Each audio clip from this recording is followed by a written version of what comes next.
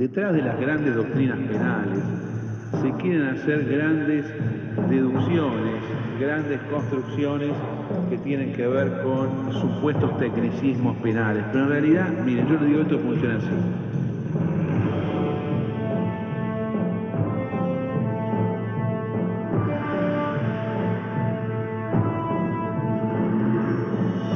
Para mí, país pujante, quizá me equivoco yo, pero bueno, ¿será esto? Cambiemos de tema. ¿Vos sos malo? ¿Qué hacemos? ¿Dónde te ves? ¿Qué hacemos? Señor, no hablo más, los condeno a todos y que se jodan todos por hacer todo mal. Usted está escuchando Radio Cámara Internacional, bajo la dirección y conducción de Carlos Maslatón.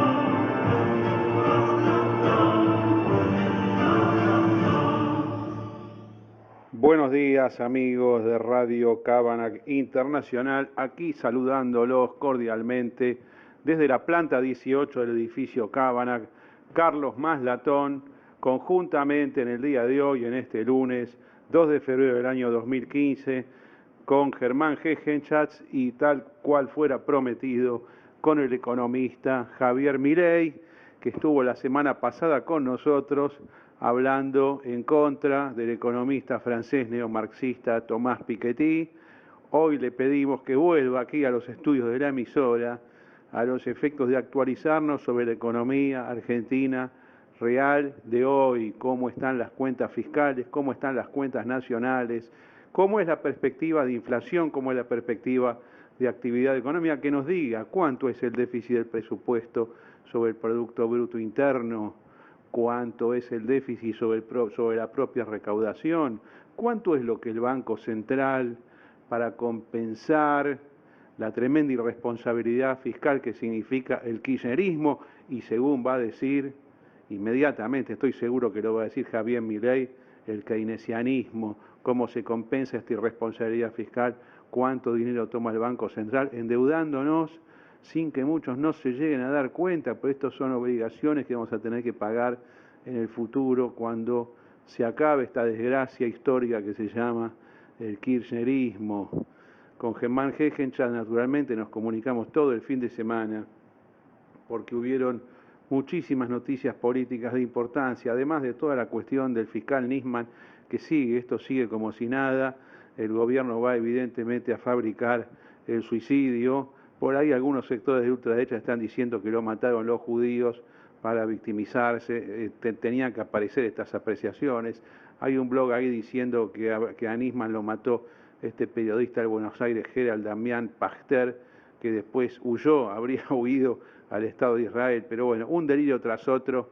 No le vamos a dar mucha importancia al conspirativismo porque realmente en esta parte del siglo XXI tiene muy, pero muy bajo nivel intelectual. Sin embargo, a lo que sí apunta la cuestión seria de esto es a que el gobierno se va a seguir burlando de Nisman, de la causa AMIA, de la comunidad judía, del pueblo argentino todo, y va a decir que lo mató, mejor dicho, que se suicidó, que esto se trató de un suicidio. No encuentra nada, no encuentra ninguna prueba. Yo no sé todavía cómo es posible que haya gente que crea que los mismos que perpetraron el hecho, es decir, la misma gente que dio la orden a un escuadrón de la muerte propio, y voy a usar este término específicamente, escuadrón de la muerte, grupo de tareas, asesino al servicio de la dictadura kirchnerista, los mismos que dan la orden son los mismos que hacen la investigación. ¿Qué va a dar la investigación? ¿Que lo mató un grupo de tareas? Nunca va a dar así. Y ustedes me dirán, ¿y por qué, Maslatón, vos decís esto si en realidad está la justicia de por medio? Señores, se lo digo una vez más, desde que me escuchan hace 2, 3 años por las emisoras en la ciudad de Buenos Aires, yo no creo más en la justicia. No existe más la justicia argentina en las cuestiones políticas. A duras penas existe en las cuestiones civiles, comerciales y penales ordinarias que no tienen repercusión política. En todo lo que hay un interés de alguien poderoso, las causas se arreglan todas y las sentencias salen arbitrarias. Y no hay después un contralor superior, como en una época uno podía pensar, la primera instancia, la Cámara, la Casación, la Corte Suprema, siempre hay jueces probos. No, todo es político. La Corte Suprema es política. ¿Qué es lo que está haciendo sino el gobierno nombrando a este elemento carlés, que yo no sé cómo todavía, también acá ingenuidad de muchos, dice, no, pero este Pinedo salió así, Pinedo del PRO, siempre Pinedo haciendo macanas, dice, no, pero es muy bueno, tiene gran nivel intelectual. Claro, trabajó con Carles en la comisión de Zaffaroni del Código Penal y nos quiere vender que es bueno. He visto elementos de UNEN también elogiarlo. Aún cuando el tipo fuera un genio, fuera un gran dotado intelectualmente del derecho penal, ¿qué tiene que ver? Lo que importa es a quién responde, responde al kirchnerismo, es el mismo caso que Gil Carbó. No sean ingenuos, se lo digo a todos, se lo digo por este tema, por la justicia en sí, por la causa AMIA, la comunidad judía a través de sus representantes. A mí no me representan, soy judío, a mi Daya no me representa porque yo normalmente no le presto atención y a la gente que es inepta, es vendida o es colaboracionista. Pero le fueron a pedir al gobierno justicia, nuevamente justicia, que la causa continúe. ¿Con quién se reunieron? Con Gil Carbó. Es decir, esto es lo mismo que haberse reunido en agosto de 1940 en Varsovia, ¿sí? En Varsovia, Polonia, con el comando nazi alemán, de parte del Judenrat, diciéndole, bueno, por favor, no pueden dar una ración de comida mayor. ¿Qué van a jugar en contra? No va a la gestión, ¿se dan cuenta que no va a la gestión? Va a la insurrección. Contra las dictaduras, la insurrección. Y el kirchnerismo ya es dictadura. Degeneró al chavismo más extremo con la matanza de Nisman. Vamos a pasar al tema político. El PRO y UNEN, o mejor dicho, el PRO y una sección de UNEN decidieron arreglar en la cumbre Macri y Carrió, que ya venían hablando hacía unos meses. Carrió se transforma de una gran crítica de Macri durante años, con el cual no se podía juntar por motivos morales, lo mismo que ahora dice sobre Massa, por ejemplo, decía antes de Macri. Es decir, yo con un chorro no me puedo juntar. Ella cuando no le gusta a alguien dice que es narcotraficante, ladrón, pejotista. Bueno, lo mismo que ahora dice de Massa, lo decía antes de Macri. No importa, no importa. Yo no critico esto. Creo que la política es muy dinámica y las opiniones cambian en función de los intereses de cada momento. Lo repito por si no está claro. Las ideologías políticas, los contenidos de los programas políticos, las frases, las declaraciones y los panfletos son el resultado de los intereses políticos que de cada individuo, partido, movimiento en cada momento de la historia. No es que la ideología está en la base y después de ahí se deriva la acción política, es al revés, viene primero la acción política y después se acomoda el discurso. ¿Está bien esto? No, señores, está muy mal. ¿Es moral o es inmoral? Es profundamente inmoral.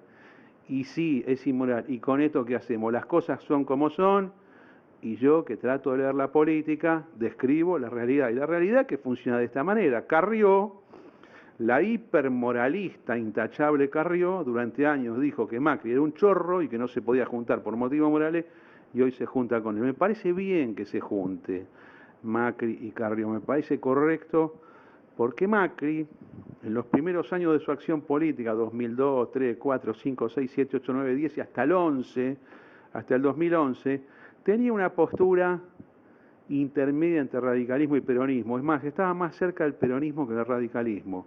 Se ve que los que tienen origen peronista, que están en el PRO, que son un montón, lo molestaron tanto con peticiones, con planteo, con grupos, que él, claro, tiene mentalidad de empresario, no puede permitir que le vengan a hacer peticiones, orgas peronistas, digamos, organizaciones peronistas. Entonces el tipo se pudrió.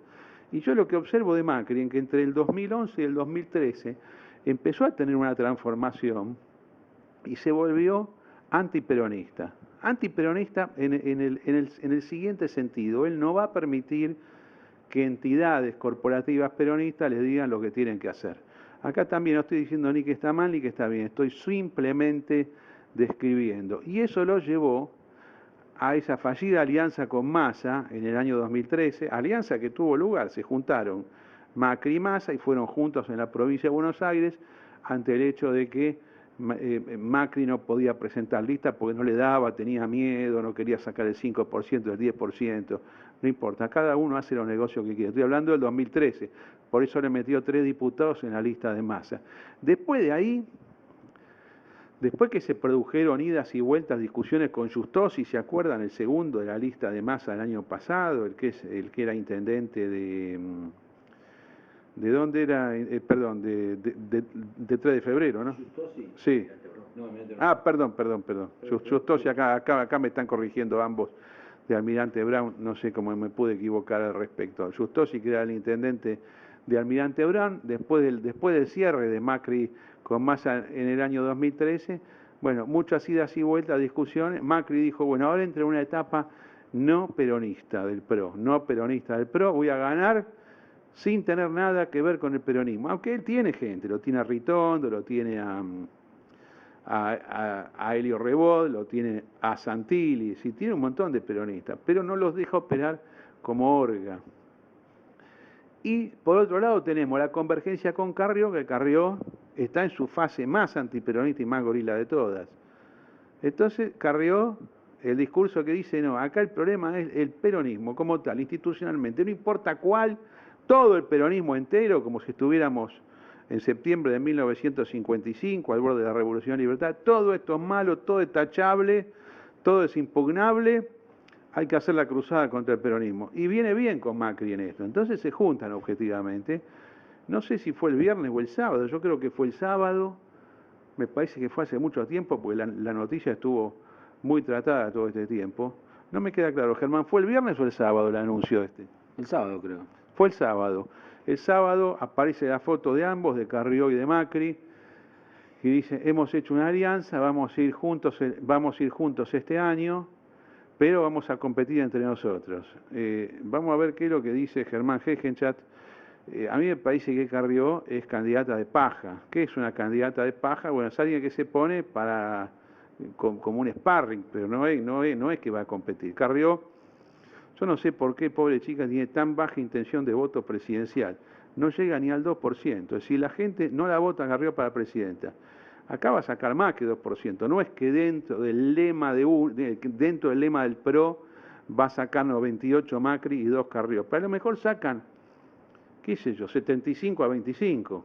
75 a 25%, tranquilamente puede salir así. Hay un montón de gente que dice, total, si es lo mismo, yo manifiesto en las urnas mi preferencia por Carrió y no mi preferencia por Macri. A esto juegan a crear, no sé si un Alfonsín de la Rúa del 83 para crear ruido con esto. El año pasado, en el 2013, aún le dio resultado todo este ruido con las PASO, con distintas listas de diputados y senadores, y bien manejado, es una buena técnica política y de promoción de campaña para que, para después de las PASO, ir ya con la lista definitiva. A mí me parece que Macri con esto se asegura el segundo puesto. Creo que es importante lo que ha hecho, el segundo puesto en las PASO, ¿no? Es decir, o el segundo puesto, si se quiere, en la primera ronda electoral. Me parece que es difícil que no esté. Yo creo que es difícil que no esté. Después hay que ver quién es el otro, si es Massa o Scioli. Pero creo que es interesante lo que han hecho.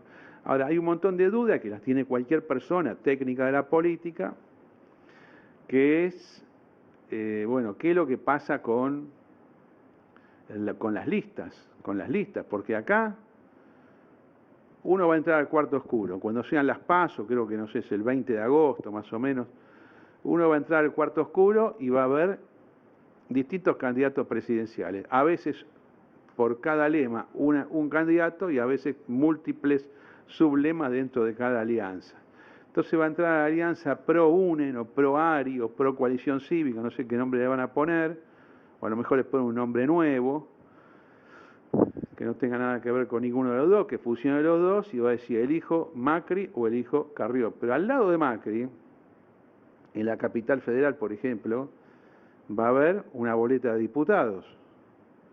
Y al lado de la de Carrió va a haber una boleta de diputados. Puede ser la misma, o sea que va a estar consensuada, o pueden ser diferentes. O puede haber varias boletas de diputados diferentes pegadas a Macri o a Carrió.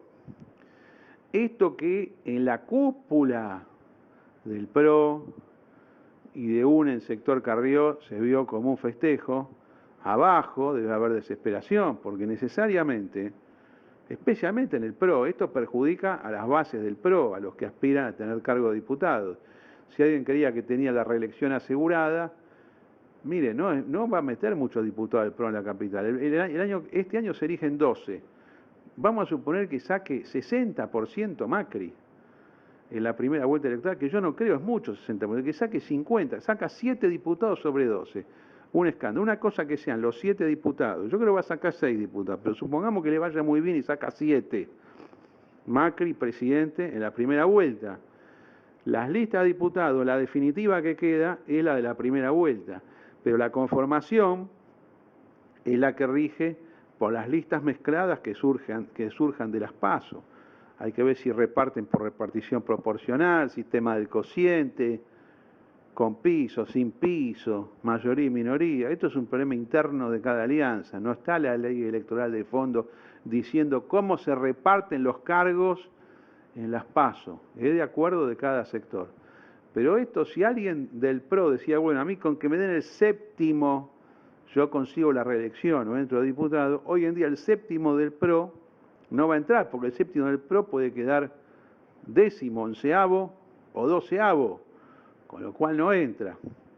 Bueno, estas son las cosas que pasan. La otra gran incógnita es qué sucede con la ciudad, porque estaba promocionando Carrió a Lustó con Fernando Sánchez, el candidato a intendente y viceintendente, a pesar de que la boleta no va con el viceintendente, pero hay que ver qué pasa con eso, porque, claro, el comunicado que sacaron dice, en la ciudad vamos a competir, esta alianza no es para la ciudad, es para la nacional. A mí no saben lo raro que me parece esto. Creo que vamos a vivir mucho dinamismo político, pero va a ser interesante ver cómo se compatibilizan los dos espacios, los dos espacios, los de Carrió y los de Macri, y además qué pasa con el resto del radicalismo, o qué pasa con el resto de la gente que tiene origen radical. Sí me parece, Germán, estimados oyentes, Javier Milei, que hay una tendencia muy grande de un sector de la población, el sector tradicional europeo, a repetir patriadas como las de 1946 con la Unión Democrática, o a repetir posturas no peronistas, a pesar de que hay peronistas en las listas, no importa, pero conceptualmente, con el peronismo no, ni con Massa, ni con Scioli, ni con el kirchnerismo, ni con las variantes peronistas antikirchneristas. Esto a mí históricamente no me da que sea exitoso. Si fracasó en 1946, recordemos que Tamborini y Mosca sacaron 45% contra 55% del general Perón y de Quijano. Ahora me parece que mucho menos, aún con el desastre nacional que hay. Y tampoco me queda claro, y esto te lo voy a preguntar a vos, Germán, si la gente relaciona tan claramente peronismo con kirchnerismo. Para mí no, yo que soy un votante natural del peronismo no kirchnerista, me considero al mismo tiempo la persona más antikirchnerista que hay en el país. Es más, esta emisora Radio Cábana podría perfectamente llamarse La Voz Antikirchnerista, y te lo anticipo, Germán, porque alguna gente de acá del edificio ya empezó a hacer quilombo porque esto se llama Radio Cábana Internacional. Yo tengo derecho a hacerlo, pero vamos a suponer que yo les quisiera conceder, no uso más el nombre. Bueno, voy a decir aquí Carlos Maslatón, desde La Voz Antikirchnerista, transmitiendo desde el piso 18 del edificio Cábana, desde Buenos Aires, capital de la República Argentina. Gracias, Germán Gegenchat. Gracias, amigos oyentes. Paso la palabra al compañero Germán. Buenos días a todos. Bueno, para mí esto hay que analizarlo por lo menos en este punto con dos visiones, una nacional y una de la ciudad, porque si no se hace una gran ensalada y es difícil comprender los intereses por los cuales se hizo esta especie de primer acuerdo, porque en realidad si hay algo que tiene cualquier acuerdo con Carrió es inestabilidad. ¿En cuanto a qué? En cuanto a su permanencia y en cuanto a su definición. Es muy difícil que se mantenga en una línea política si cambia el escenario. Carrió, que es una candidata digamos, de superficie, no es una candidata de raigambre territorial, no tiene cultura territorial, entonces tiene una gran inestabilidad en el discurso y en las alianzas, porque tiene que mutar permanentemente para poder tener un anclaje, digamos, electoral. Entonces, en ese sentido, Macri es un mix, es decir, tiene anclaje en la capital federal, lo cual le modera las posibilidades de doblar, ¿no? Es un camión con más de un acoplado. Entonces, necesita, sí, tener anclaje territorial en el resto del país. Y el primer sector de radicalismo que se le vino y con el cual pudo cerrar es justamente con el que no tiene anclaje territorial, que es Carrió. Es decir, las necesidades de Macri en términos electorales a nivel nacional es tener un local donde mandar los volantes y algunos punteros que lo repartan en todo el país, hasta en el último pueblo. Y eso se lo puede dar radicalismo. ¿Con quién se alía ese fin? Con quien no lo tiene, que es Carrió. ¿Qué puede llegar a suceder a nivel nacional? Esto empuja la definición de los candidatos territoriales, que no porque Carrió se vaya con Macri van a hacer un mal negocio local, no se van a llevar de pico por Carrió, nunca se dejaron llevar de pico por Carrió. Son mucho más orgánicos, van mucho más despacio en sus decisiones, por eso, a pesar del desastre, como terminaron en el 89 y también terminaron mal en el 2001, todavía sigue siendo la segunda minoría del país con anclaje en todo el país, justamente porque tienen, o por lo menos respetan esta lógica y tienen cierta organicidad, que eso hace, quizá no a la velocidad política que te imponen los tiempos, pero sí, digamos, son muy lentos para desgastarlos, ¿no? Es decir, no son rápidos para adaptarse, pero son lentos para desgastarlos. Por eso Carrió, por ejemplo, es rápida para desgastarlo y es rápida para adaptarlo. Por eso vos ves las oscilaciones electorales tremendas que tiene cuando le erra al encuadramiento político.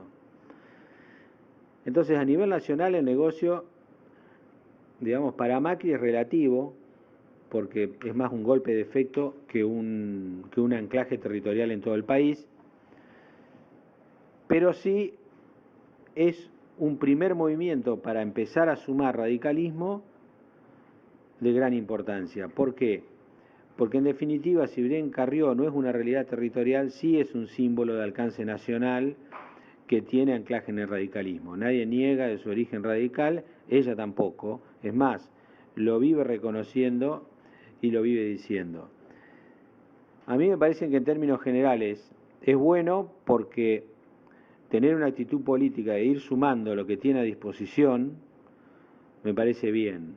Abrirle las pasos a Carrió, que está tan baja, digamos, en intención de voto, no solo a presidente de la Nación, sino que en general, si se propone para cargos ejecutivos, no tiene un gran acompañamiento. Cuando lo tuvo, fue por un contexto muy particular y que además todo el mundo que la votaba sabía que no iba a ser presidente. Entonces ahora es diferente porque ahora el cambio presidencial no tiene caballo ganador. Entonces el que vota presidente sabe de que quizás puede llegar. Entonces, en ese sentido, ahí yo creo que Carrió va a sumar menos. Pero sí salva los trapos, porque después de irse de UNEN y no ser candidata ejecutiva en la capital, ¿qué lugar tenía?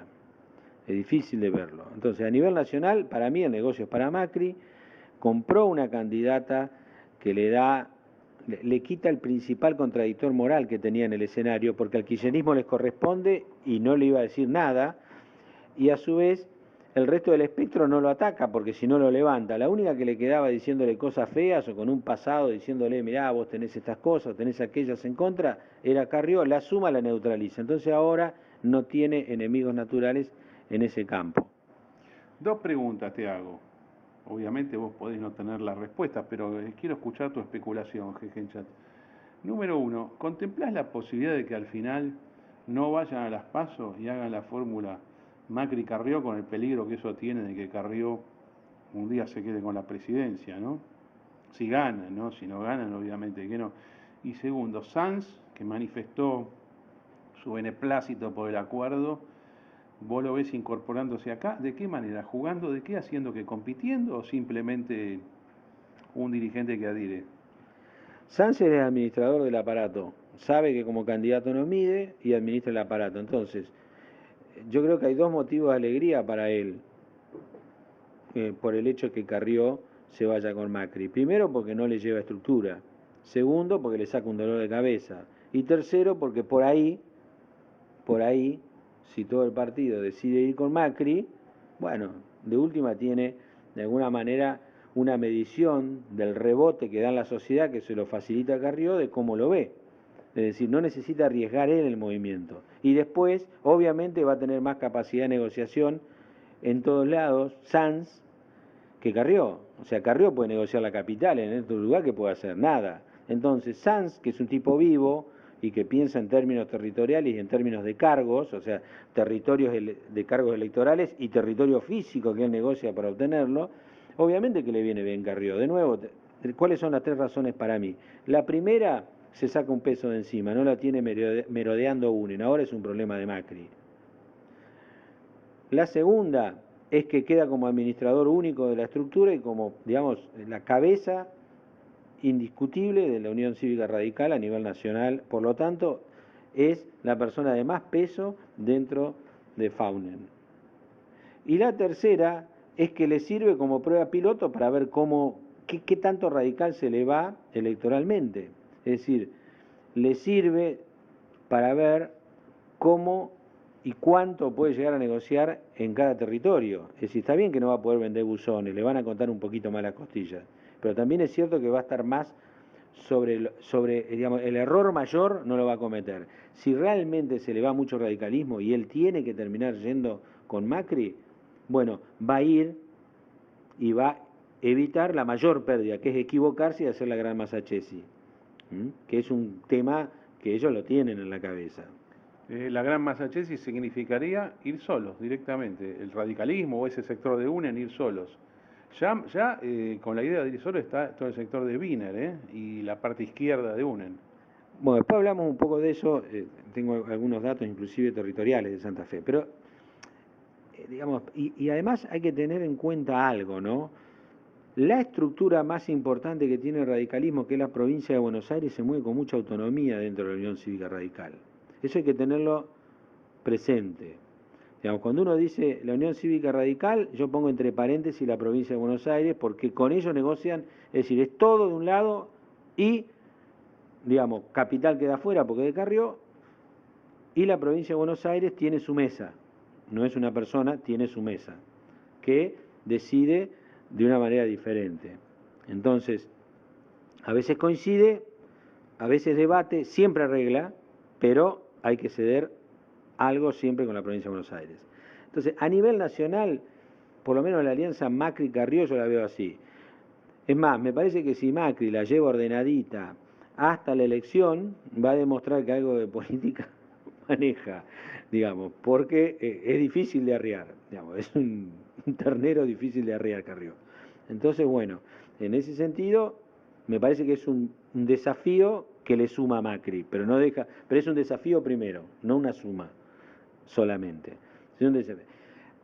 ¿Cuál es el impacto de esta alianza a nivel local? Macri decide como un candidato a presidente que lo va a lograr. Ya alguna vez antes dijimos que no está previendo la peor de las circunstancias, que es perder la presidencial y que Michetti gane la capital, que es una posibilidad que se da. La alianza de Macri con Carrió le viene bien a Gabriela, muy bien a Gabriela, porque si se da que Macri pierde y Gabriela gana, su amiga, digamos, que es Carrió, y ella se apropian de la capital, así de simple. Se quedan con el corazón del PRO, que es la capital, por lo menos por 4 años. ¿No? Habrá problemas, habrá movimientos, lo que quieras, pero en la primer lista del 2017, la que va a tener el dedo va a ser Michetti. Los otros cacarearán de afuera. Pero eso es lo que me parece a mí que es la buena noticia para Gabriela, que en el peor de los resultados, que es que Macri pierda en la nacional, ella gana y gana más que si Macri gana, en realidad. Entonces el peor, mejor para Gabriela. Ahora, el problema grave para mí se arma dentro de UNEN, porque ¿qué va a hacer Lustó? ¿Va a salir con los algodones de punta a hacer política contra el PRO? ¿Qué argumentos? ¿Cómo va a definir su campaña electoral? La verdad que lo veo muy difícil. Todos sabemos que hay charlas bajo la superficie digamos, de Lustó fortalecer su candidatura y no quedar como el chepibe de Carrió, mirá, yo te apoyo, este es mi candidato, ¿viste? De tener un acto más emancipatorio, sumar algún otro sector que está mostrenco de la capital y presentar una lista. Yo no sé si no va a romper UNEM. ¿Por qué? Porque ya lo va a romper Carrió, ya lo va a romper, perdón, Pino, seguramente en la capital. Te voy a decir algo, Germán. Para mí es imposible, desde el punto de vista lógico, político, sentimental, operativo, funcional, que vos tengas la alianza Macri-Carrió, aún para competir entre ellos, que es una competencia no seria, se presenta para hacer ruido, con una Carrió amiga de Michetti diciendo siempre nos entendimos bien, con Carrió jugando con una fórmula para la ciudad en contra de Michetti. Esto no tiene ningún sentido. Es decir, para mí, me gustaría muchísimo saber de alguien del sector de Martín Lustó qué es lo que está viendo en este momento. Creo que no fueron buenas noticias para ellos el fin de semana. Es decir, para mí esto prácticamente es la traición de Carrió a Fernando Sánchez y a Martín Lustó. Con lo cual, uno que no va a romper con Carrió seguro, Fernando Sánchez, lo hemos tenido un montón de veces en FM Identidad, es imposible que rompa con Carrió, se bajará. Lustó podrá competir así que suelto. Algunos dicen que puede arreglar con Massa, yo no lo creo realmente. Puede juntarse con Ocaña y con Massa, pueden ir sueltos los dos.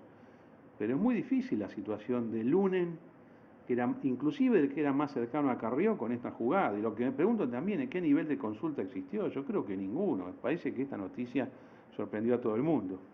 A mí me parece que esto fractura digamos, los quinchos electorales que había en la capital. Es decir, el PRO tenía un quinchito con un sector muy importante del radicalismo, tenía adentro todo el votante, ex votante conservador y de la UCD, lo tenía adentro, y tenía una parte del peronismo, el peronismo que jamás cerraría, digamos, con cualquier cosa que está manejado por el gobierno actual, ¿no? Todo eso, de alguna manera, Macri o lo tenía adentro o lo votaban después, aunque no esté adentro, con mayor o menor dolor de la mano, pero lo votaban. El arreglo con Carrió hace que los que ya están prendidos, digamos, como peronistas o lo que sea, bueno, ya está, o sea, ¿qué le van a hacer? Además saben que el PRO va a ganar igual en la capital, va a seguir dominando el espacio, el peronismo está acostumbrado a hacer frente variopinto, la sumará Carrió y sabe que así como viene se va sola, ni siquiera hace falta echarla. Entonces, nada, la van a aplaudir, la van a besar, la van a abrazar y después la van a despedir y le van a poner estampilla y chau. No les importa. Pero, ahora, yo te digo una cosa, yo me fijo mucho en las cuestiones estéticas electorales. ¿Vos te imaginás en la campaña a Carrió, después de las PASO, cuando Carrió pierde las PASO, con Santilli, con Ritondo, es decir, la cara de peronista de Ritondo, que es un gran peronista Ritondo, lo conozco porque era el jefe de la juventud de Carlos Grosso, yo en ese momento era concejal, un tipo de primera línea, ese que conduce la legislatura de la ciudad. Es decir, la foto Carrió con Ritondo. Me parece que eso es una cosa que no tiene compatibilidad. Y Carrió es tan loca, que a mí no me sorprendería que en medio de la campaña se ponga a hablar en contra del peronismo. Y esto va a ser un problema para ellos. Y por eso yo te digo que lo aparentemente bueno que tiene esta alianza tiene la contra, y que es muy gorila, y es muy de Capital Federal y primera sección electoral de la provincia de Buenos Aires. No es algo nacional. Yo no estoy tan seguro que esto lo favorezca a Macri. No me queda claro. Y tampoco me queda claro, y la última pregunta que te hago a vos, Germán, que lo analizás mucho mejor que yo, ¿cuáles son los efectos del entendimiento Macri-Carrió sobre Massa y sobre Scioli? ¿Quién se beneficia?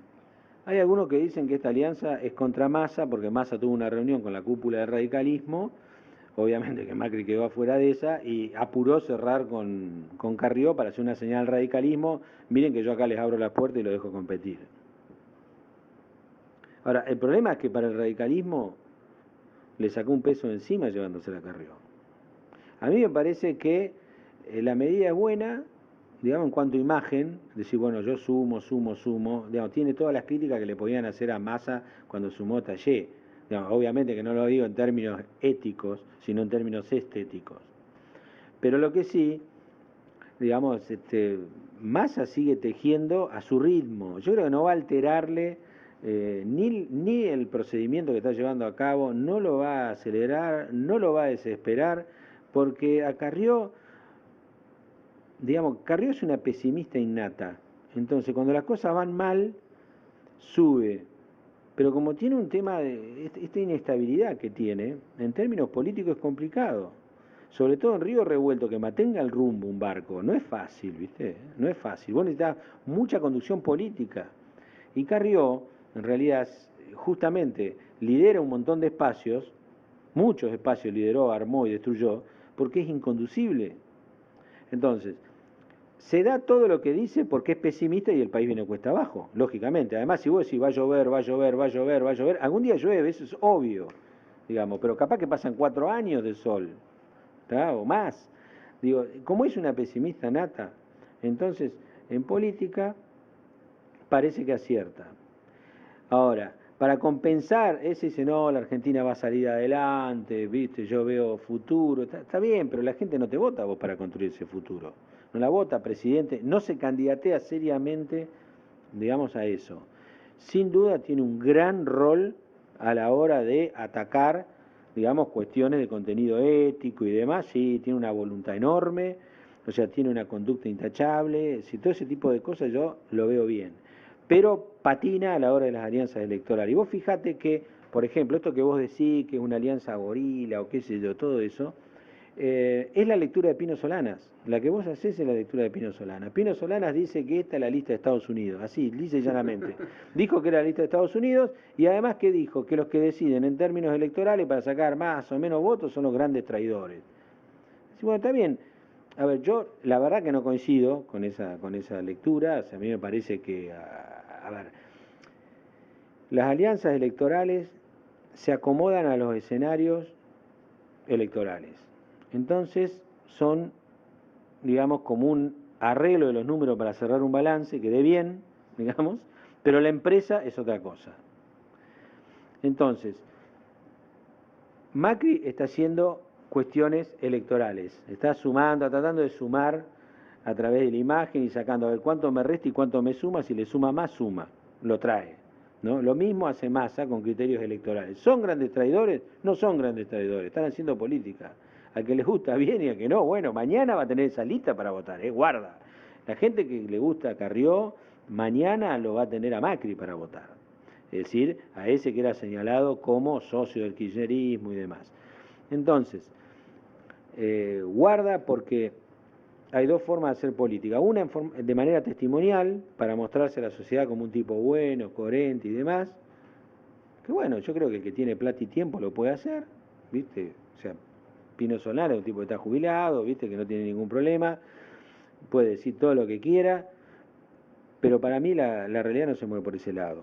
Es decir, ¿por qué me parece a mí que no es la fórmula Tamborini-Mosca? Porque, primero, que no existe una dirección visible para la sociedad como lo hubo en esa época. Eso en cuanto a imagen. Segundo, porque en la lista de Tamborini y Mosca no había gente de la Secretaría de Trabajo, ¿viste? Es decir, hoy día el peronismo está dividido en todas las fuerzas políticas. ¿Por qué? Porque la doctrina peronista, los objetivos del peronismo como tal, lo quieren todas las fuerzas políticas porque son obvios. Digamos, como abrevó en la doctrina social, digamos, lo que es más fácil es coincidir. La diferencia está en cómo lo llevas a cabo. Entonces es un tema de sistema, de qué manera vas a convivir. ¿Vas a convivir en una democracia republicana o vas a ir a un sistema como existe en Venezuela u otros países latinoamericanos e inclusive de Europa también, ¿no? Como Rusia, por ejemplo, que tiene Putin, digamos, es un personaje muy singular, ¿no? Usa las urnas para ratificarse a él mismo. Entonces, bueno, esa es la gran discusión que hay en el país. La discusión de fondo entre los candidatos es que la gente identifica a qué sistema te va a llevar. Y después de eso, mira cuál le gusta más o cuál le gusta menos. Entonces, para mí, sinceramente, o sea, tanto Macri como Massa, digamos, tienen en su conformación electoral de arriba para abajo gente que está en la democracia republicana. Para mí es de ese bando, ¿no? Y no representan para nada el pasado, sino que al revés, están queriendo corregir el presente hacia el futuro en ese sentido, institucionalmente hablando o de sistema, sistémicamente hablando. Socialmente representan las clases urbanas, los sectores medios y también grandes sectores que quieren progresar de los sectores que están abajo. Mientras que los candidatos de la estructura del poder, van atrás, digamos, de Scioli. Scioli podrá tener una imagen mucho mejor que todos los demás, yo no lo voy a discutir, de hecho a mí me parece una persona para rescatar, por ejemplo, ¿no? Dentro del espectro que ha estado gobernando estos últimos 12 años, Scioli es una de las personas que puede tener continuidad de alguna manera en otro gobierno, no hay ningún problema. Ahora, él termina siendo el que le da los votos, le da oxígeno a un grupo muy importante que no está en este sistema, o por lo menos no le importa el sistema porque lo que le importa es otra cosa. Entonces, justamente esto es lo que está en debate hoy. Entonces, me parece que el esquema divisional del voto es otro que en aquella época. En aquella época era la reivindicación de un sector social enorme que no tenía reconocimiento de derechos y que irrumpía en la vida política masivamente y que Perón fue el canal para llevarlo adelante. Entonces hacer una fórmula en contra de eso e ir en contra de la historia es ridículo. Ahora, ¿en qué dirección va la historia de hoy? ¿Argentina quiere una democracia con república o quiere que después de Chávez venga un Maduro? Entonces, esa para mí es la división electoral. Entonces, de hecho, muchas personas que son muy antikirchneristas, cuando y no les gusta nada, otros sectores tampoco, digamos, aflojan con esos otros sectores y se concentran, digamos, en criticar al kirchnerismo. Esto vos lo ves hoy, porque no es solamente algunos comunicadores, viste, que aflojan la mano, hasta con Altamira, con esto. No, hay muchos. Vos fijate cómo aflojaron la mano con Macri mismo. O sea, con Macri mismo los sectores progresistas de la ciudad no lo critican, le terminaron reconociendo, digamos, atrás del reconocimiento del Metrobús, hay una absolución política como actor del tipo. ¿Pero por qué? Porque hay una amenaza a la posibilidad de competir por el poder real en el país. Porque si vos integrás un sistema que no es ni democrático ni republicano, no cambia la élite que está en el poder. Y hay muchos que aspiran al poder, entonces quieren un sistema de recambio de élites en el poder. Entonces eso, lo sistémico, es lo que está en discusión ahora. Bueno, excelente, Germán. La verdad que, ¿cuántos minutos pasaron? 42 minutos de conversación, se volaron. El tema es verdaderamente fascinante y recién estamos a 2 de febrero. Las idas y vueltas que vamos a ver, en realidad me parece mucho más interesante a mí el tejido de las alianzas antes de las PASO o el tejido de las alianzas antes de las PASO de la ciudad, que no falta nada para la ciudad. Para la ciudad falta, mirá, creo que 28 de febrero se presentan las listas de las PASO de la ciudad y 2 meses después las elecciones de la ciudad. Mendoza y Santa Fe son las dos provincias, que representan la media nacional. Santa Fe cierra listas el 13, ya cerró alianza, cierra lista el 13. Y vos fijate que, por ejemplo, esta semana se hizo el Congreso del PJ. Prohibieron alianzas con Massa y prohibieron alianza con el radicalismo, con sectores vinculados al radicalismo. Y entonces, ¿qué pasa? Bielsa, que es la candidata que tiene más aceptación dentro de Santa Fe, está dispuesta a ir en una lista con Reutemann, pero no bajo la sigla del Frente para la Victoria. Porque en Santa Fe, el Congreso del PJ hace unos años, creo que fue en el 2011, creo, si no mal recuerdo, dijeron que el PJ iba a ir bajo la sigla siempre del Frente para la Victoria. Fue una resolución del Congreso partidario. Entonces, fíjate vos que los dos candidatos que más venden en la provincia, digamos, con más perspectiva electoral, que son Bielsa y Reutemann, están dispuestos a ir juntos, pero no bajo la sigla del Frente para la Victoria.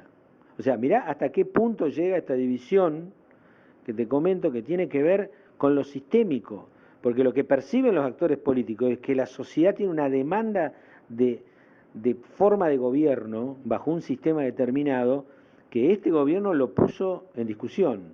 Entonces la gente dice, no, yo acá no quiero discutir, no quiero ir ahí, quiero seguir lo que empezó en el 83.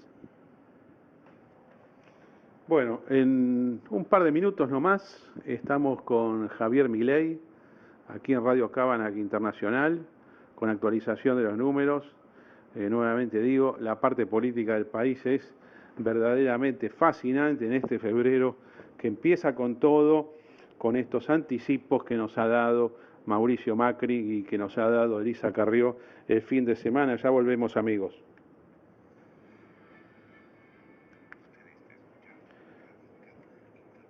Bueno, tenemos una pequeña falla técnica con nuestra señal de estudios, con el jingle de la emisora. Mientras tanto, quiero leerles un fragmento de una comunicación que nos ha enviado un amable oyente desde Canadá, Rafael Dotti, que nos viene también siguiendo desde el 2013 en FM Identidad, en relación a un pronunciamiento que yo hice de carácter personal la semana pasada cuando dije que soy de los que no se van de la República Argentina por un tema de lealtad. Como que me concentré mucho en la lealtad. Ahora voy a aclarar lo que quise decir, pero acá me dice Rafael Dotti, esta vez le escribo para criticarlo. Usted dice que no dejaría al país por su lealtad a su historia y sus tradiciones, y me dice que es un concepto chauvinista, siguiendo ya el siglo XXI. Rafael Dotti es un argentino que vive desde hace unos años en Canadá, y bueno, me describe como que es normal cambiar de país, es que en realidad no pasa por la lealtad.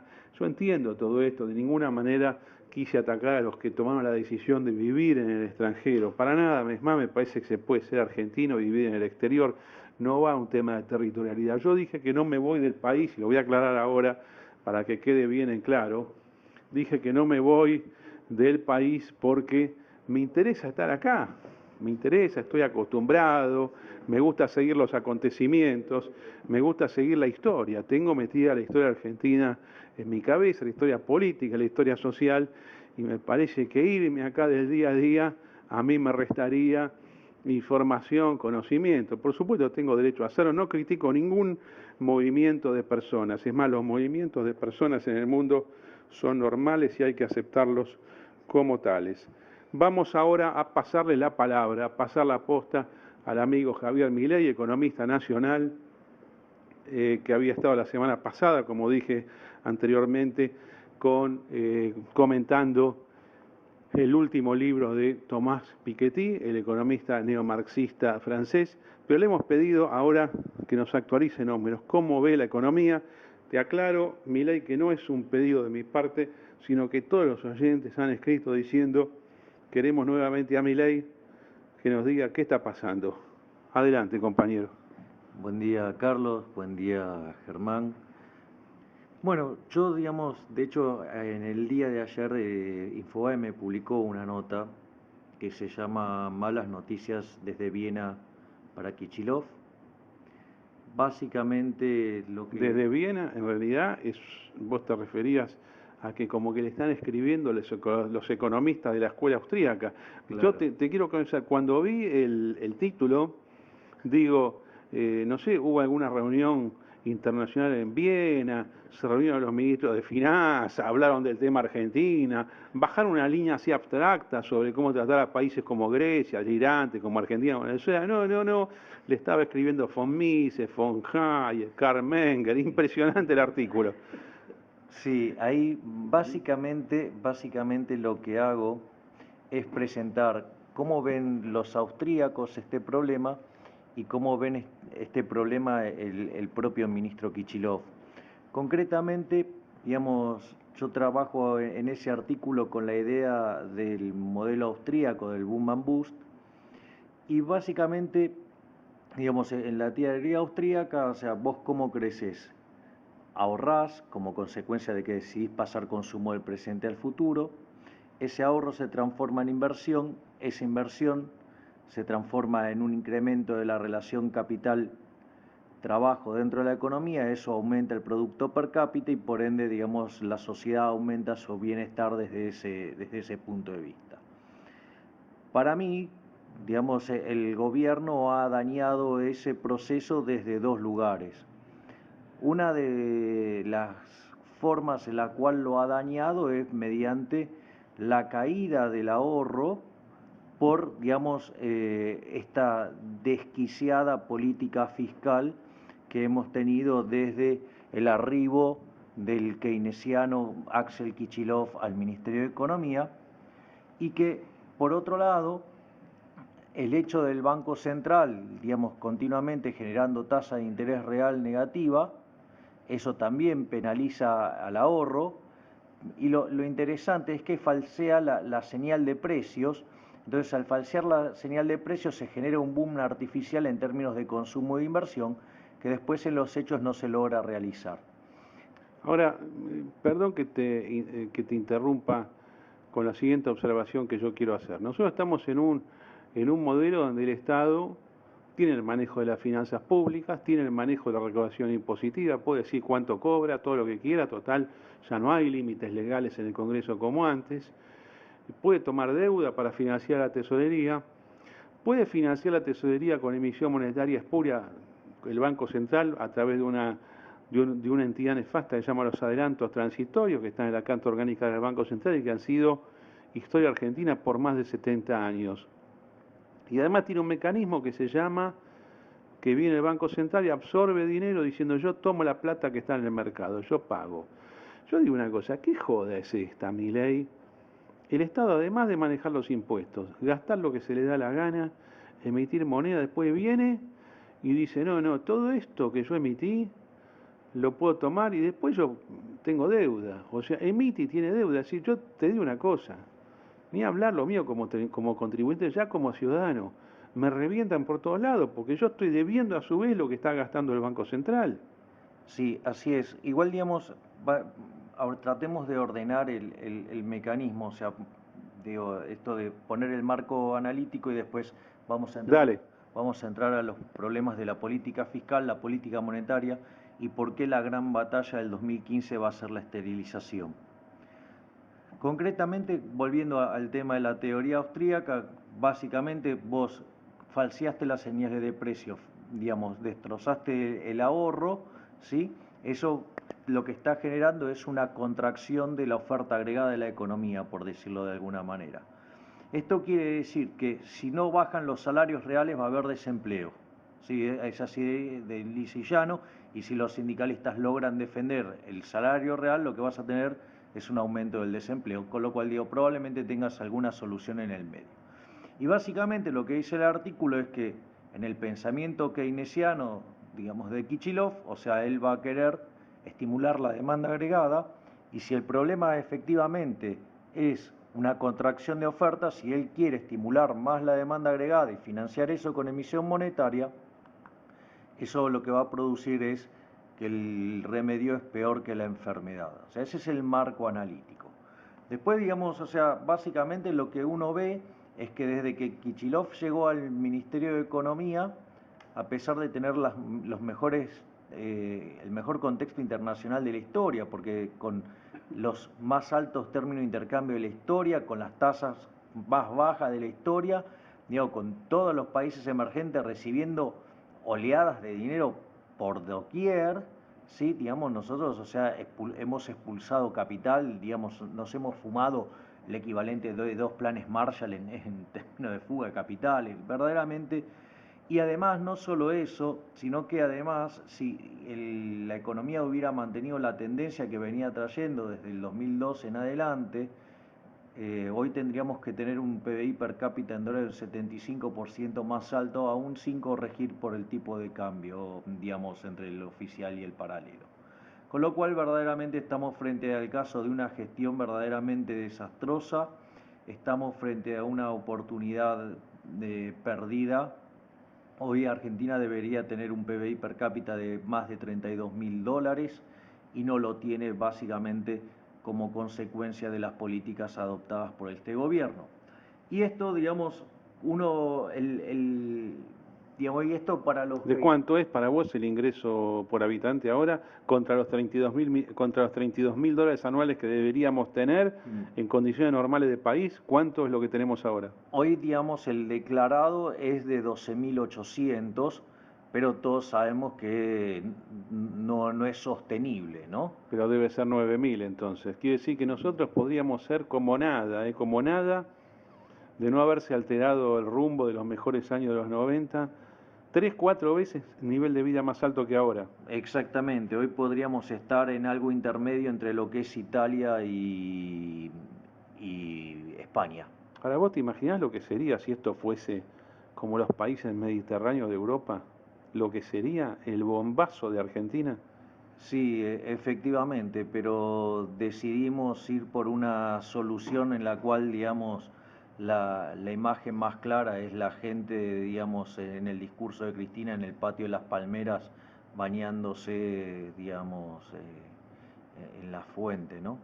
O sea, Esto hemos decidido eso. hubo un baño en la fuente de la Casa de Gobierno de Colina, puede ser. Yo no sé si es verdad esa foto. ¿Vos tenés idea, Germán, si es verdad esa foto? ¿La viste? Yo no sé de cuándo es, pero si fue del último acto, no hacía calor. Bueno, es raro. Yo digo, No, lo que quiero significar es que fue fabricado para que salgan a comentar eso, ¿viste? Y quede pero para lo hizo el propio gobierno o es una difamación. Pero ¿y quién lo va a hacer si no sea dentro de la Casa de Gobierno? No, pero algún fotomontaje, alguna cosa así. Bueno, no sé. Yo por eso digo, no sé de qué fecha es, pero si fue de la fecha de la última vez, no hacía calor, como para decir, tengo la necesidad imperiosa de tirarme al agua. Bueno, Yo, quizás digamos, para repetir lo de la fuente del 45, ¿no? Para decir, somos el aluvión zoológico, miren lo que hacemos. Exactamente, porque quieren cambiar el anclaje de la discusión política. La discusión política ahora es del sistema, no hay un sector social que busque irrumpir y tener derechos, porque al contrario, tenés más de la mitad de la CGT en contra, es decir, justamente es querer generar una divisoria política y un anclaje distinto al que hay en la sociedad. Bueno, números, Milei, números, si podés números. A mí me interesan los números y disfruto de los números y especialmente las comparaciones que vos haces. sí, mira, digamos, me parece que uno de los puntos más importantes de las consecuencias nefastas de este instrumentación del aparato keynesiano, ¿no? Digamos, con un déficit fiscal descontrolado. Digamos, lo que uno ve es que este año 2014 cerró con un crecimiento de los ingresos del 43%. O sea que si uno lo mirara en términos reales, la recaudación creció 2 puntos porcentuales, ¿sí? Porque la inflación estuvo en el orden del 40%. Pero es interesante cuando uno empieza a desagregar la recaudación. Entonces, por ejemplo, los tributarios crecieron al 39%. O sea que casi empataron, ¿sí? con la inflación. Por otra parte, la seguridad social creció 31%, con lo cual, digamos, ahí tenés una caída del 6% real, que eso básicamente tiene que ver con la licuación digamos, de las remuneraciones. Después, esto es muy importante, las rentas, sí, que es la plata que recibe el gobierno del Banco Central y recibe del ANSES, digamos, subieron 104%. Esto quiere decir que si vos limpiaras, ¿sí?, los ingresos fiscales de las rentas, de todos estos elementos espurios y que tanto daño generan, el verdadero crecimiento de los ingresos fue del 37%, con lo cual lo que se ve es que en el año los ingresos verdaderos y genuinos del sector público cayeron 1,8%.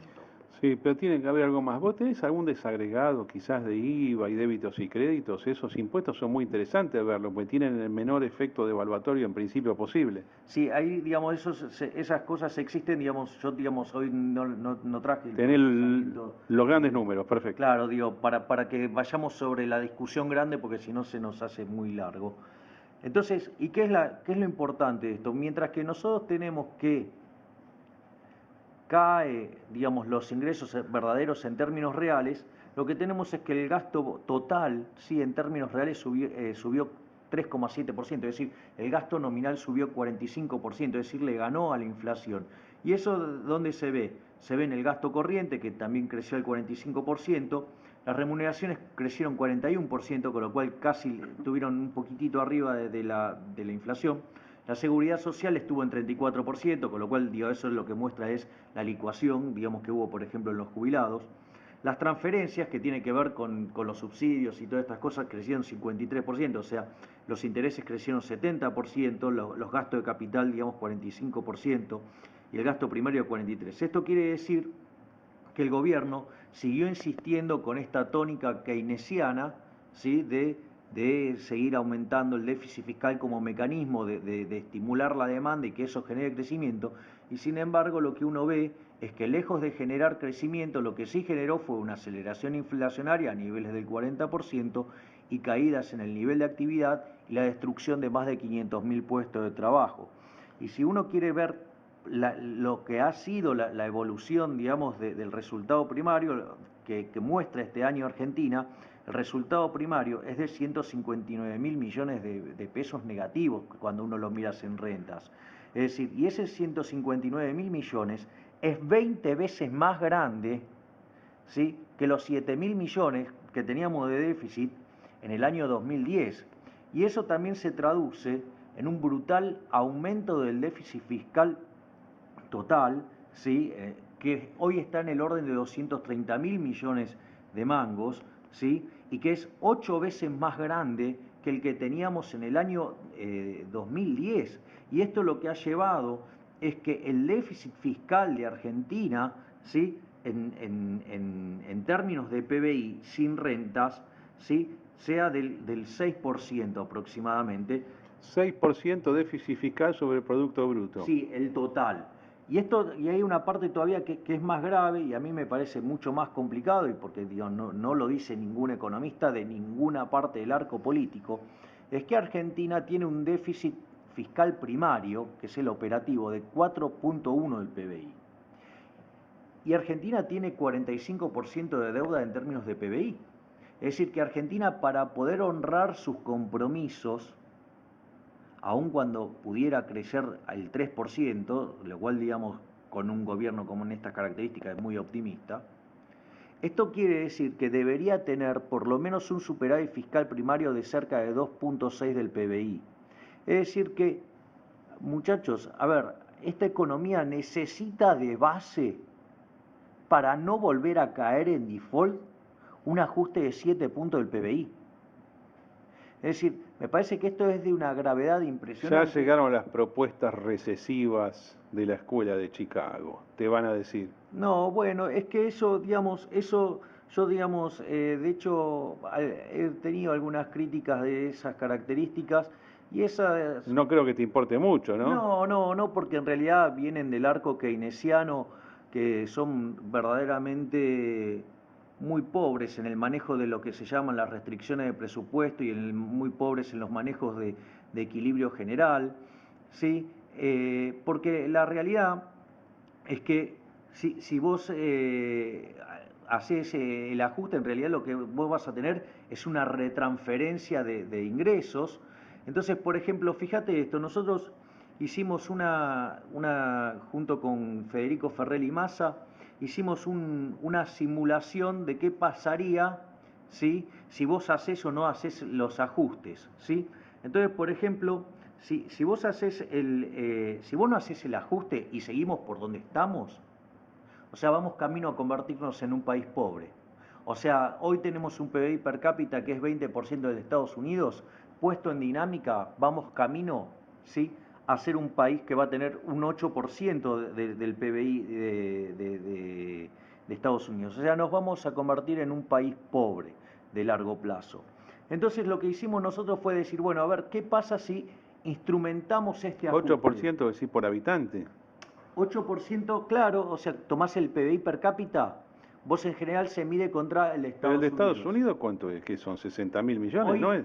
No, pero lo medís per cápita. Entonces, por ejemplo, hoy Estados Unidos tiene un PBI per cápita del orden de los 50.000, 55.000 millones, 55.000 dólares per cápita. Entonces lo medís, y entonces si nosotros tenemos, digamos, 12, 13, bueno, entonces da 20%, una cosa así.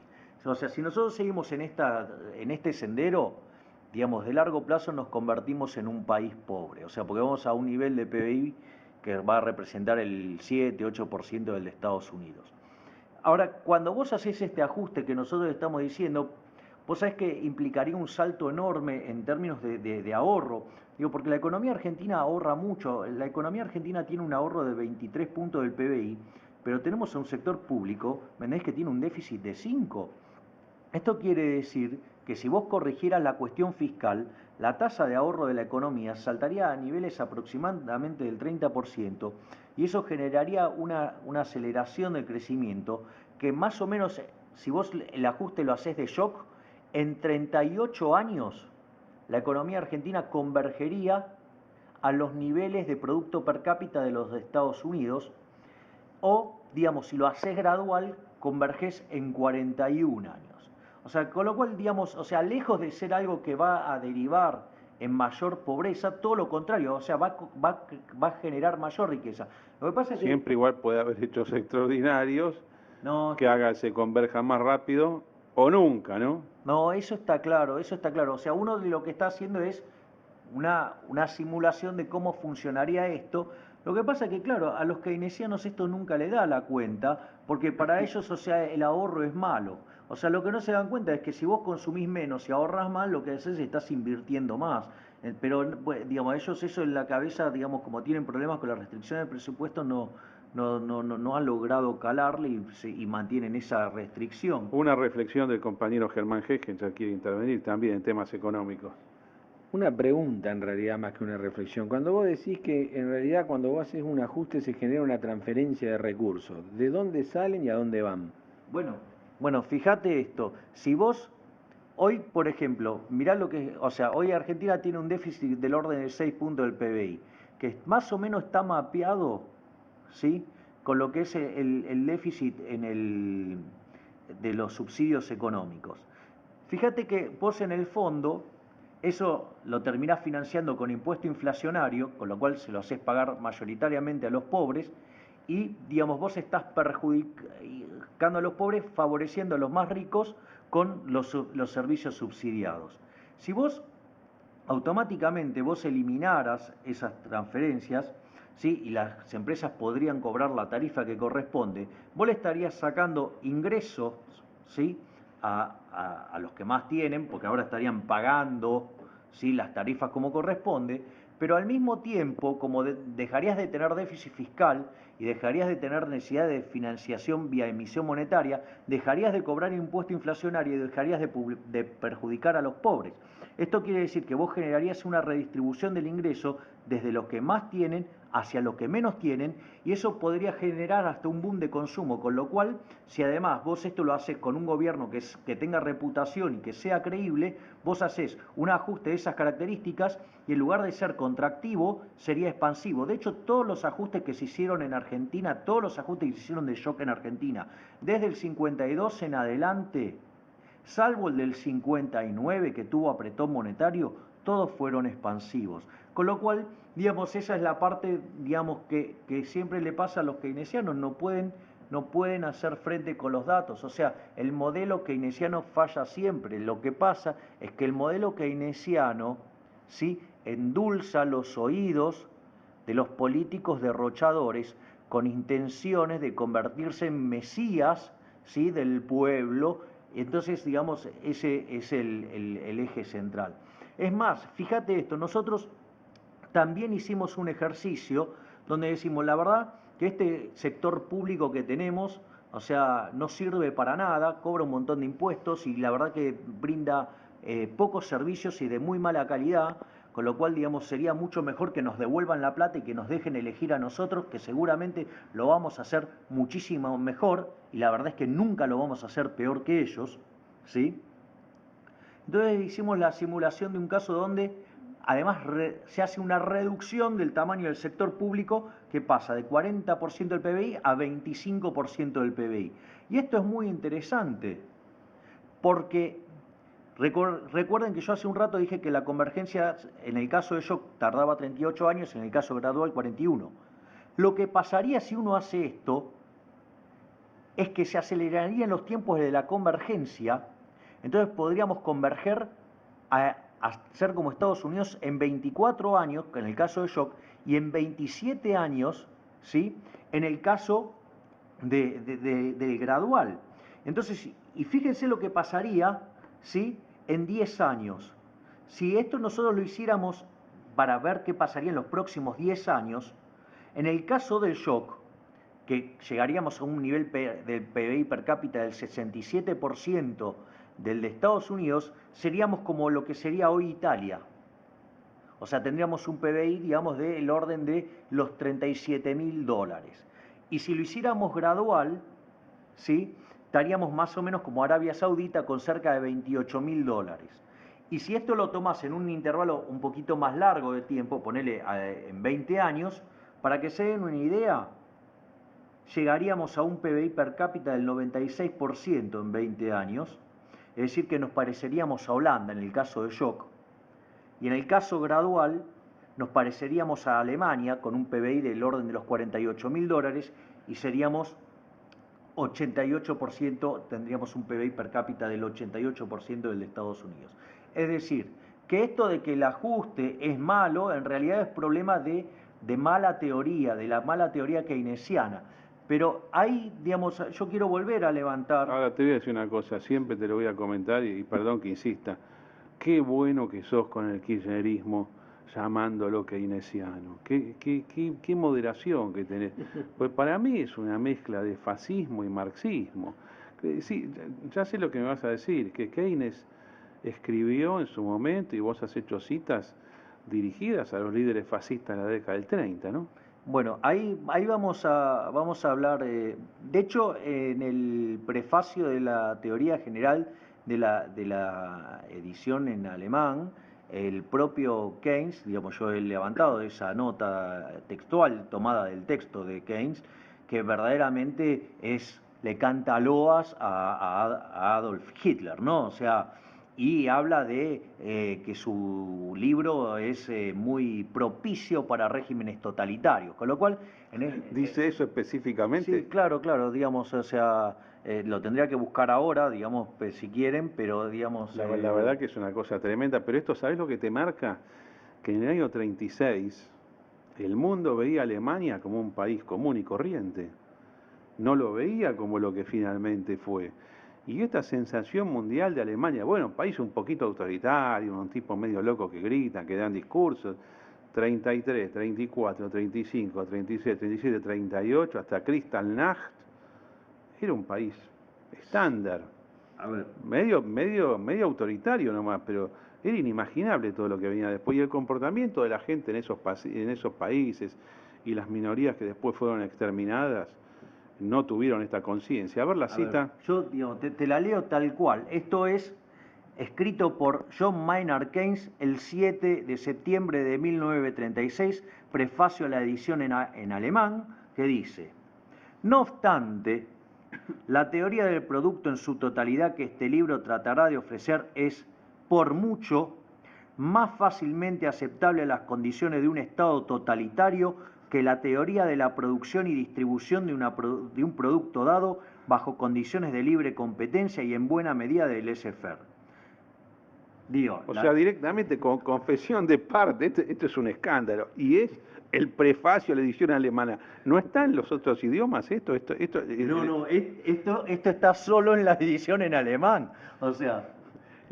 La verdad te digo, yo no te digo que descubriste algo, porque esto es información pública, pero es increíble que esto no se haya sabido anticipadamente. A mí se me pasó, la verdad que las veces que leí la teoría general, si este prefacio estaba, no le di bola, leí a la edición norteamericana, a la edición inglesa, ¿qué me importa la edición alemana? Dedicado a Adolf Hitler directamente. Claro, así es. De hecho, no solo eso, vos fíjate que a mí me tocó en algún momento discutir con un historiador, no lo voy a nombrar porque no sería justo porque no tiene la posibilidad de defenderse, pero él equivocadamente defendía a Keynes, que Keynes nunca hubiera hecho esto, lo cual no es cierto. Digamos, Kichilov es el mejor discípulo de Keynes, es el que mejor lo interpretó, y él, el capítulo 22, que es el manejo de la política económica en el ciclo, lo lleva a rajatabla, ¿sí?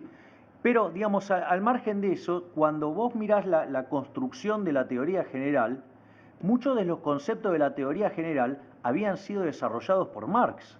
O sea, digamos, y lo interesante es que vos en Cambridge tenías dos conjuntos de economistas, y él para escribir la teoría general se basó trabajando ¿con quién?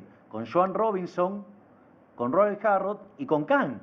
O sea, se alineó con los marxistas y se peleó con los no marxistas. O sea, por ejemplo, él se mató con Pigou, ¿sí? Bueno, señores, yo quiero recordarles a todos, Gegenchat, Milei, estimados oyentes, opinión pública, que estamos a 2 de febrero. ¿Se acuerdan lo que iba a suceder en los primeros días de enero? ¿Se acuerdan de la cláusula Rufo, que era la patraña del kirchnerismo por la cual no arreglaba las deudas externas con los que ganaron los juicios en Nueva York, que se iba a arreglar todo en enero, febrero?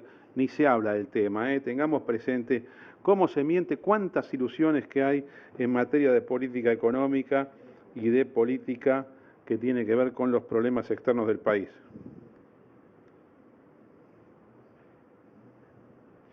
Bueno, estamos hoy con unas fallas técnicas en materia de sonido, lamentablemente. Yo no sé lo que está pasando, pero le voy a dar la palabra a Germán Gegenchat, que hace varios minutos que me hace una señal que quiere reflexionar sobre la materia.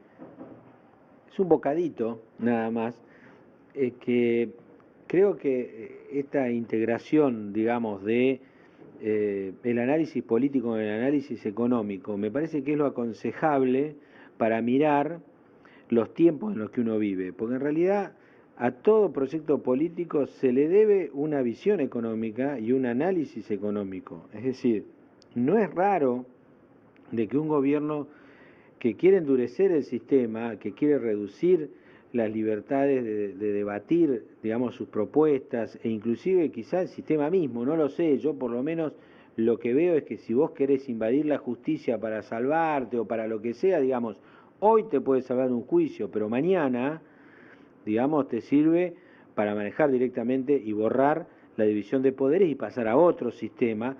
Vos necesitás de una herramienta económica, y me parece que en la teoría económica la herramienta que vos la ves en Keynes a la base y después todos los derivados que tiene, ¿no? Porque hay una serie de neo-keynesianos que, bueno, atacando la teoría en su esencia, todo lo demás es mucho más fácil, pero digamos, esa correlación me parece importante destacarla, y que vos has hecho el link, digamos, como para que las personas puedan darse cuenta de que no es que el gobierno va para un lado y la economía va para el otro, sino que normalmente se integran en un todo que tiene algún tipo de coherencia, porque en definitiva, digamos, la economía es una ciencia social que trata justamente los temas que vos conversás acá. A mí me parece muy importante poner esto, ¿no? De que el escenario global tiene un aspecto social, un aspecto político ideológico y un aspecto económico con niveles de importancia similares. Entonces, este gobierno claramente ha elegido un economista que es bueno cuando la autoridad política es totalitaria. Es bueno, digamos. Es bueno, no digo que es bueno porque dé buenos resultados, sino que le sirve para construir poder y sacárselo a la sociedad civil. Y bueno, ya sabemos cómo han terminado esos sistemas. O sea que queda a criterio de quienes nos escuchan verlo. Y otra cosa que quería destacar, que en 1959 el ministro de Economía era Álvaro Alzogaray. Digo porque acá hay muchos que escuchan y que se acuerdan. De 1959 a 1961 el ministro de Economía era Álvaro Alzogaray.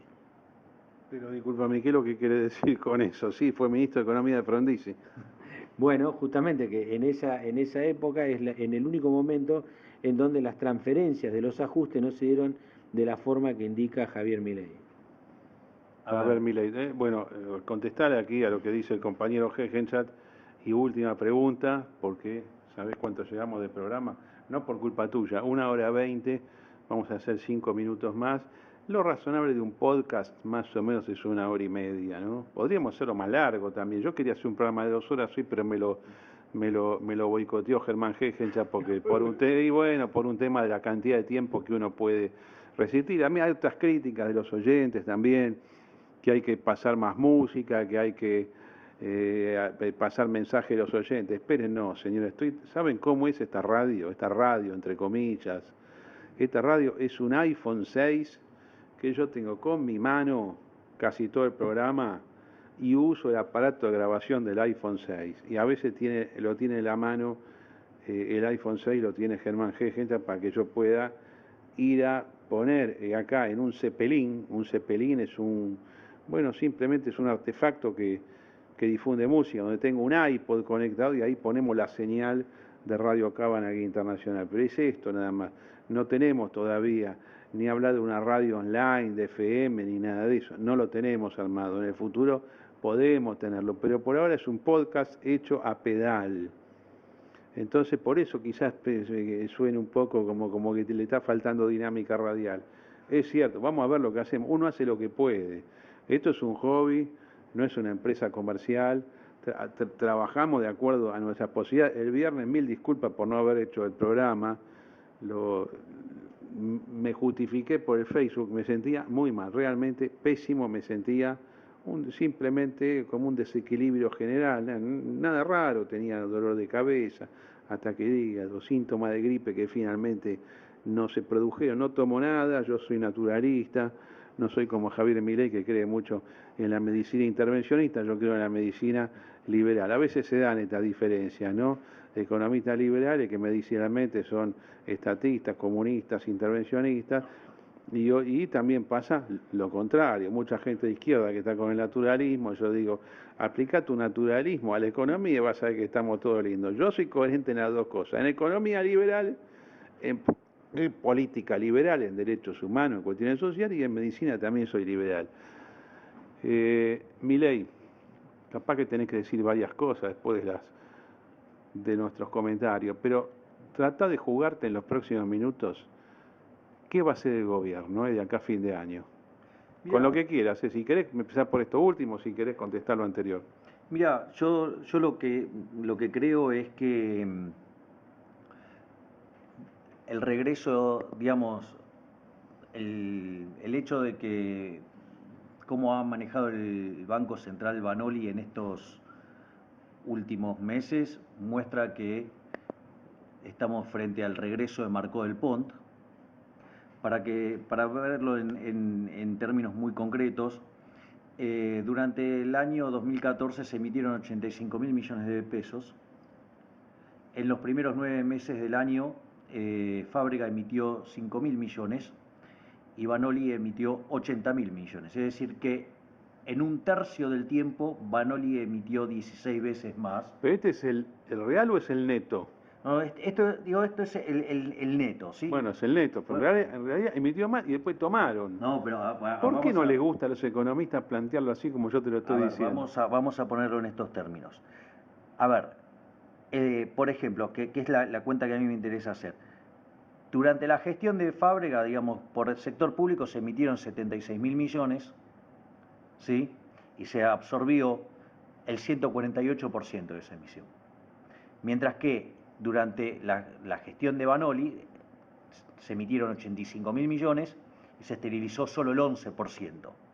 Esto quiere decir que si vos replicás esta política de Banoli en todo el año, porque viste que están los problemas de estacionalidad y todas esas cosas, Banoli hubiera emitido cerca de 190.000 millones de mangos. Es decir, con esta política de esterilización que tiene. Eso hubiera implicado que la cantidad de dinero creciera cerca del 37%. Entonces, si vos te fijás que creció al 22% y este esquema de política monetaria hubiera llevado al 37%, es decir, por lo menos le hubiera metido a la economía 15 puntos más de inflación. Y esto no es trivial a la luz, ¿sí?, del desafío que tenemos el año que viene. O sea, porque el año que viene básicamente tenemos un año electoral, o sea, la perspectiva es que el PBI digamos, caiga en torno de un 2%. Por motivos electorales uno debería esperar que el gasto público en términos del PBI suba 1.4 más o menos, eso es lo que nos da a nosotros la estimación. Además, si suponemos que solo se monetiza el 67% del déficit, algo como que se hizo este año, que la verdad que fue una cantidad de toma de deuda impresionante, y además después tenemos que el Banco Central va a tener que pagar cerca de 28% de tasa de interés por las LEVAC que tomó. Eso lo que va a hacer es que, digamos, la clave va a estar en el nivel de esterilización, ¿sí? Por ejemplo, si el nivel de esterilización, ¿sí?, estuviera en el orden del 100%, se podría llevar la tasa de inflación a niveles del 15%. Ahora, si vos solamente de esa emisión esterilizás el 50%, la tasa de inflación va a estar en el orden del 45%. Obviamente que si no esterilizás nada, con toda la guita que estás tirando a la calle, digo, la tasa de inflación podría llegar a niveles del 100%. Entonces, esto quiere decir que el gran desafío del año, que tenemos por delante, tiene que ver con lo que sea en materia de esterilización. Y acá, digamos, también me parece que hay un tema muy importante que ni los economistas profesionales, ni, digamos, el Banco Central, digamos, con Banoli a la cabeza y con la visión de Kichilov desde el Ministerio de Economía, es que no entienden lo que está pasando en la órbita monetaria. Hoy lo que se ve es una relativa tranquilidad cambiaria, una relativa tranquilidad de los precios, dado que la tasa de inflación se está desacelerando, pero entonces creen que esto ha sido exitoso, que han logrado domar la inflación con los precios cuidados, que han logrado domar el tipo de cambio con los controles represivos de gendarmería, ¿sí?, y que entonces pueden emitir y no va a pasar nada. Bueno, muchachos, eso es un error fenomenal. Yo les cuento. La política monetaria tiene rezagos. Es decir, ustedes cuando aplican política monetaria expansiva, digamos, van a ver el resultado en Argentina en 12 meses. Eso es un trabajo que hizo mi colega Diego Giacomini, ¿sí?, que estimó el rezago, son 12 meses. Con lo cual lo que hoy estamos viendo en términos de tranquilidad, de tipo de cambio, de inflación, ¿sí?, obedece al apretón monetario que hizo Fábrega en la primera parte del año, que frente a una brutal caída de la demanda de dinero, un ataque especulativo fenomenal, logró evitar un Rodrigazo, una cosa verdaderamente formidable, y que este gobierno, en lugar de creer que fue el salvador, lo cree el responsable de la recesión, cuando en realidad la economía ya estaba en recesión. Entonces, lo que yo estoy diciendo es, miren que la política monetaria tiene rezagos, o sea, ustedes hoy lo que ven es que Banoli se largó a la emisión, digamos, ahora en enero se portó un poquitito mejor, pero, digo, la idea es tirar y tirar guita al mercado. Entonces, está claro, la apuesta es, esto es muy importante y esto se mezcla con lo político y ya les dejo el cierre a ustedes, que son los más idóneos en el tema. Lo que yo digo es, mira, si vos vas a hacer la política monetaria correcta, como este gobierno no tiene reputación, tiene reputación pésima y no es creíble, ¿sí?, nada de lo que anuncie va a funcionar bien, con lo cual ello va a derivar en una recesión, y una recesión en un año electoral es para perder. Ahora, fijemos qué pasa en la situación en la cual uno hace una política monetaria irresponsable.